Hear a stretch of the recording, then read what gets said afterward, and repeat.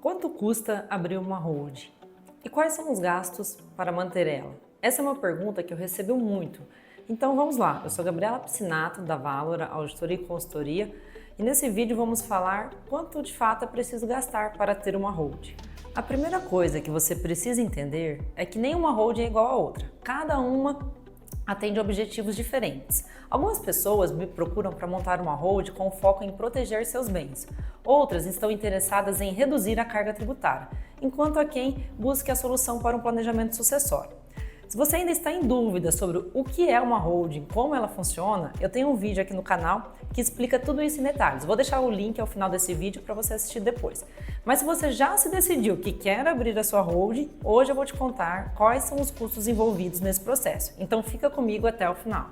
O primeiro custo a ser considerado são os honorários de uma consultoria jurídica, e eu vou te explicar por que isso é importante.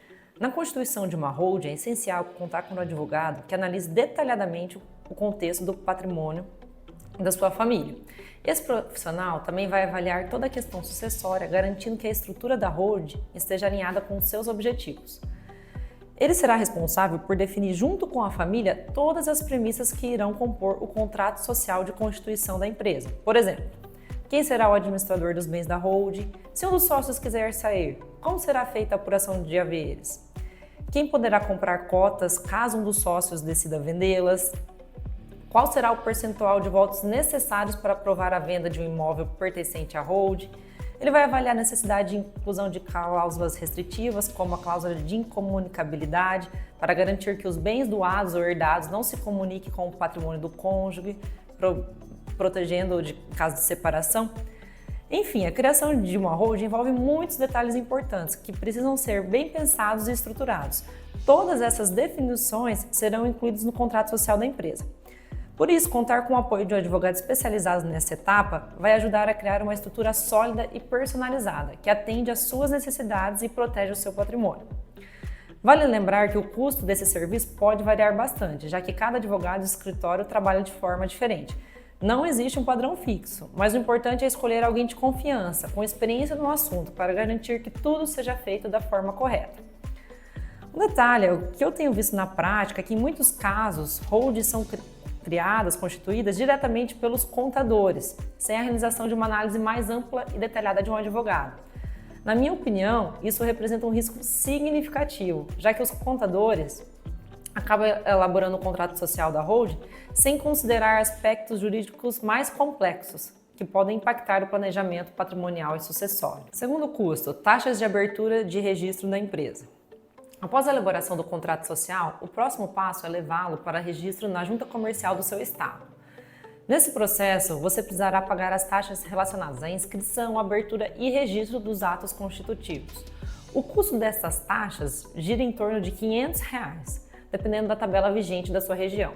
Aqui também os sócios vão precisar fazer um certificado digital para assinar os documentos, que custa em média R$ 200. Também é importante considerar as taxas municipais referentes ao alvará de funcionamento e as inscrições municipais para abertura de empresas. Esses valores podem variar significativamente dependendo do município, geralmente oscilando entre 200 e R$ 1.000. Terceiro custo, os honorários contábeis. Esses honorários são um aspecto importante a ser considerado para constituir e depois para a manutenção da holding. Esses honorários incluem serviços de um contador para preparar, protocolar toda essa documentação no processo de abertura. Na prática, muitos escritórios de contabilidade já englobam esses serviços no valor do honorário mensal cobrado pela gestão contábil da empresa. Então, o custo mensal do escritório contábil também deve ser considerado para a entrega dessas obrigações fiscais mensais.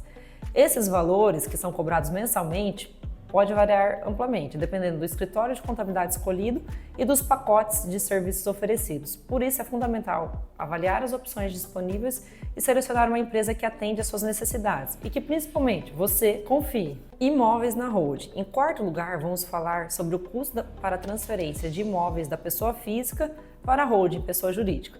Quando transferimos um imóvel da pessoa física para uma holding, diversos custos precisam ser considerados. Esses custos envolvem impostos, taxas de cartório e possíveis isenções, dependendo da forma de transferências desses bens. Em primeiro lugar, temos custos com o cartório, para registro e escritura. E esses custos podem variar de acordo com o valor do imóvel e com a tabela do seu estado. Esses custos variam entre R$1.000 e R$10.000 para a escritura e de R$500 a R$3.000 para o registro. Então, para cada imóvel, você vai ter esses dois custos. Ainda falando sobre os imóveis, temos a questão do ITBI, o Imposto sobre a Transmissão de Bens Imóveis. O ITBI é o principal imposto aplicado na transferência de imóveis entre pessoas físicas e jurídicas. A alíquota varia de município para município, geralmente ficando entre 2% e 3% sobre o valor de mercado do imóvel. No entanto, pode haver isenção do ITBI se o imóvel for transferido como integralização de capital para a holding e a atividade preponderante da empresa não for a compra e venda desses bens aos direitos, locação de bens móveis ou arrendamento mercantil. Contudo, existem muitas controvérsias em relação a esse item. Muitas prefeituras querendo cobrar o ITBI pela diferença entre o valor que foi integralizado e o valor de mercado desse imóvel. Por isso é essencial a participação de uma consultoria jurídica para tratar dessas questões e buscar essa isenção do ITBI.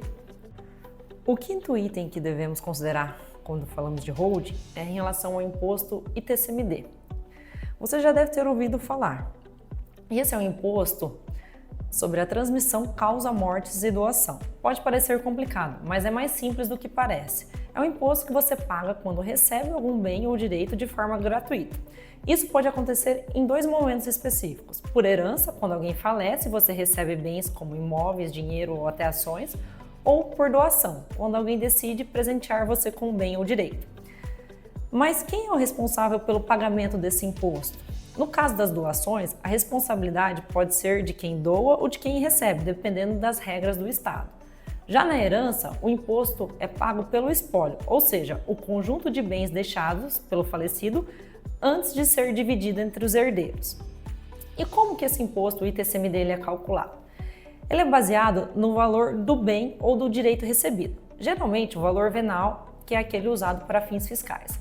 As alíquotas, ou seja, o percentual aplicado sobre esse valor de mercado do bem, varia bastante de estado para estado, podendo ficar entre 2% e 8%.